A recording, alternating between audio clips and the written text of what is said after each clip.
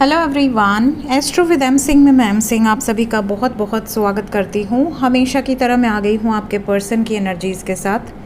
देखते हैं collective level पे अभी इस वक्त आपके पर्सन की एनर्जीज़ क्या हैं, सबकॉन्शियस माइंड में क्या चल रहा है। इमीडिएटली आपके पर्सन किस तरह के मैसेजेस आपको दे सकते हैं, किस तरह की एनर्जी है उनकी, क्या मैसेजेस होंगे, ये सब हम इस रीडिंग में देखेंगे। तो शुरू करते हैं गाइज आज की रीडिंग। लेके प्रभु का नाम, हर हर महादेव, जय हो शिव शक्ति, जय हो राधे कृष्णा, जय हो मेरे भाई। सबसे पहले जब तक मैं शफल कर रही हूँ अपने पर्सन के बारे में सोचिए, उनका नाम ले लीजिए ताकि कलेक्टिव लेवल पर ही सही बट ज़्यादा से ज़्यादा एनर्जीज़ आप तक पहुँचें और रेजोनेट भी करें।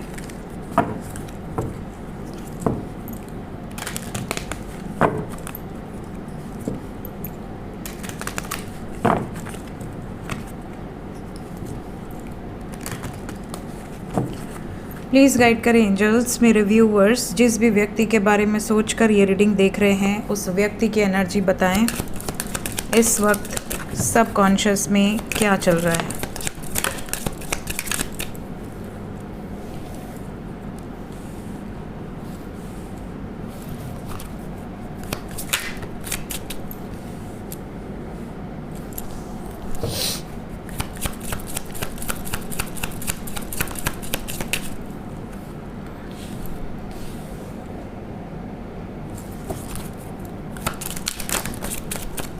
बहुत ज़्यादा है, I need one card.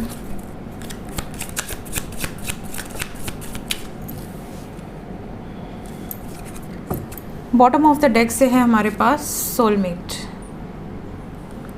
Overall energy है forgiving and learning.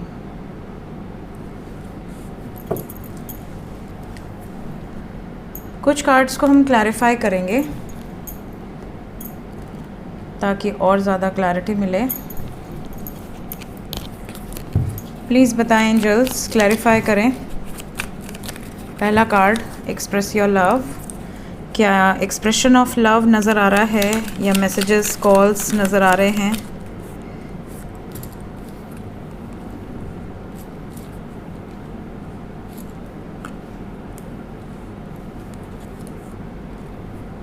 Okay, past life relationship clarify कर दें। Four of Wands, Eight of Pentacles,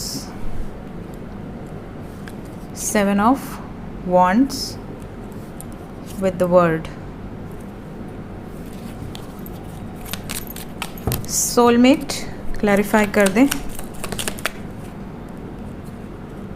soulmate को क्लैरिफाई किया है nine of cups with the moon.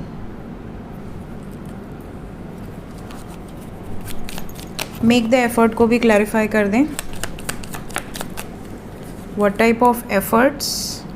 Two of wands with queen of pentacles. ठीक है, तो मैंने कर लिए हैं सभी कार्ड्स को क्लैरिफाई। यहाँ पर सबसे पहली चीज़ जो निकल कर आई है, एक्सप्रेस योर लव। तो आप में से बहुत सारे व्यूवर्स ऐसे हैं जिनके पार्टनर बहुत टाइम से हिम्मत ही नहीं कर पा रहे हैं आप तक रीच आउट करने की, आपको मैसेज करने की, कॉल करने की। ब्रेकअप सिचुएशन काफ़ी लोगों की हो सकती है, मे बी बिल्कुल नो कॉन्टैक्ट सिचुएशन हो।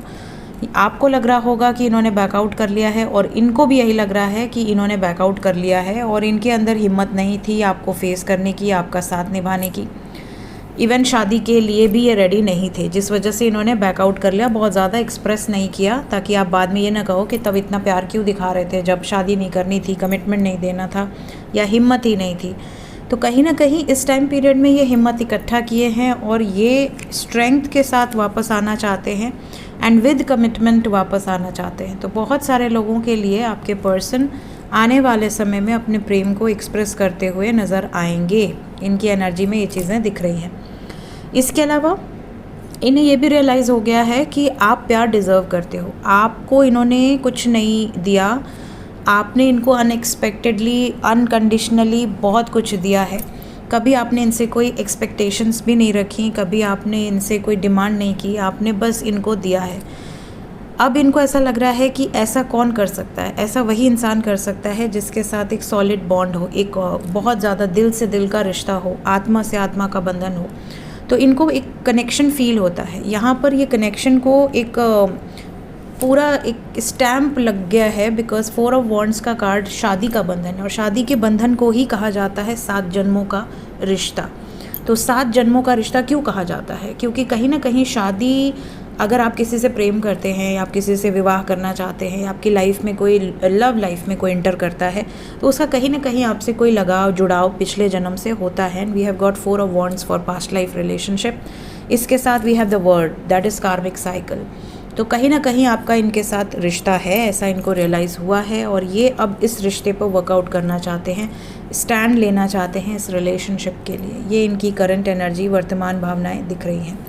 इसके अलावा we have keep an open mind. तो ये पहले अगर बहुत ज़्यादा कुंठित दिमाग लेकर बैठे थे कि नहीं नहीं फैमिली की मर्ज़ी से ही शादी करनी है, माँ बाप की मर्ज़ी से ही शादी करनी है, अगेंस्ट जाकर शादी नहीं करनी, या डर जाते थे कि अगर माँ ने डांट दिया या पिताजी ने डांट दिया या बड़े भाई ने डांट दिया तो डर गए, या अगर लड़की हैं तो भी। तो कहीं ना कहीं इनको ऐसा लग रहा है कि नहीं, अगर मैंने प्यार किया है, मैंने उनको एक उम्मीद जगाई है, तो अगर मैं वहाँ पर गलत होता हूँ या होती हूँ तो कहीं ना कहीं ये मेरी भी गलती है। तो अगर हम दोनों को एक नहीं होना था तो भगवान मिलाता क्यों? अगर मिलाया है तो एक होने के लिए ही मिलाया है। तो अब इनको एफ़र्ट्स लगाने के बारे में याद आ रही है। अब इन्हें ऐसा लग रहा है कि मुझे इस रिलेशनशिप में एफ़र्ट्स लगाने की ज़रूरत है। ऑलरेडी मैंने बहुत समय गंवा दिया है, ऑलरेडी मैंने बहुत लेट कर दिया है, वेट करते करते करते करते।